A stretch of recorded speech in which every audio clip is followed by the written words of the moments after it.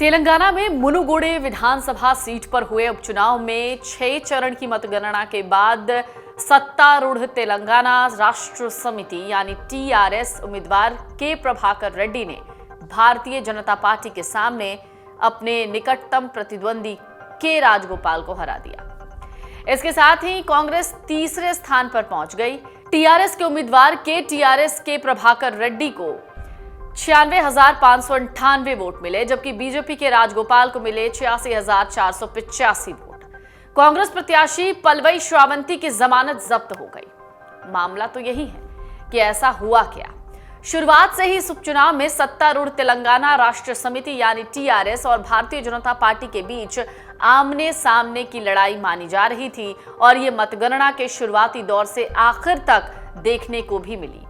ये एक ऐसा उपचुनाव था जिसमें टीआरएस और भाजपा ने जनबल और धन बल में कोई कसर नहीं छोड़ी। जीत के लिए दोनों दलों ने पूरी ताकत लगा दी। यहां तक ये देश में अब तक का सबसे महंगा उपचुनाव बताया जा रहा है।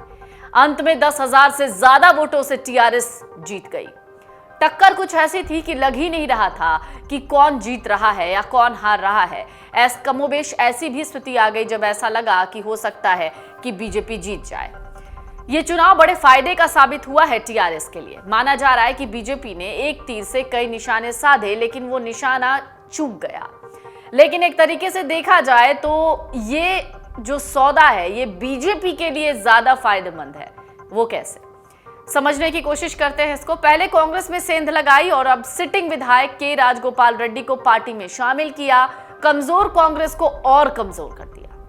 यही वजह थी कि कांग्रेस उम्मीदवार पी श्रावंती तीसरे स्थान पर पहुंच गए और बीजेपी आ गई दूसरे स्थान पर।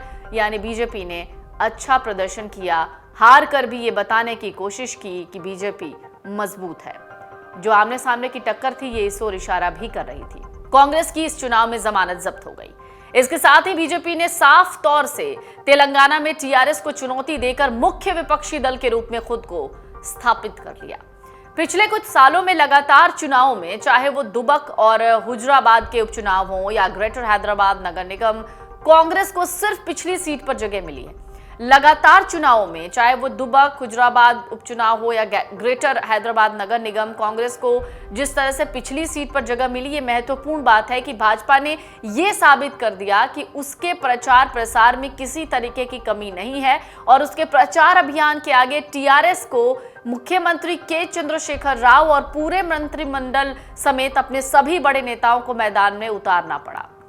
चुनाव से पहले टीआरएस के 4 विधायकों को खरीदने का कथित प्रयास देखा गया और केसीआर इस पर जोर देते रहे कि बीजेपी अन्य राज्यों की तरह तेलंगाना सरकार को गिराने की नापाक कोशिश कर रही है। इसके अलावा मुनुगोडे दक्षिण तेलंगाना में बीजेपी के लिए एक बड़ा प्रयोग भी था। उससे पहले के उपचुनाव में राज्य के उत्तरी हिस्से में जीत हुई थी। मुनुगोडे में बेहतरीन प्रदर्शन ने पार्टी को उन जिलों के कार्यकर्ताओं में नई ऊर्जा का एहसास करा दिया जहां पार्टी का संगठन कमजोर है। वहां पार्टी कार्यकर्ता सरकार के खिलाफ अब मुखर हो जाएंगे। हालांकि बीजेपी को अपनी हार को लेकर विचार करना होगा कि कमी कहां थी। वो ये है कि अगर राजगोपाल रेड्डी जैसे राजनीतिक पहुंच और रसूख और खर्चा करने वाले नेता थे तो वो क्यों हार गई, यानी बीजेपी को हार का सामना क्यों करना पड़ा। रेड्डी को उम्मीदवार खड़ा करने का बड़ा पहलू यह था कि वो धनबल के साथ यहां से नेतृत्व भी कर रहे थे। उनकी कमजोरियां भी उभर कर सामने आई। जब वो बीजेपी में शामिल हुए तो उनके खिलाफ शिकायतों में से एक ये भी था कि वो एक नॉन रेजिडेंट विधायक हैं। लोगों का कहना था कि विधायक बनने के बाद राजगोपाल मुनुगोडे के मुद्दों पर ध्यान नहीं देंगे और दिया भी नहीं।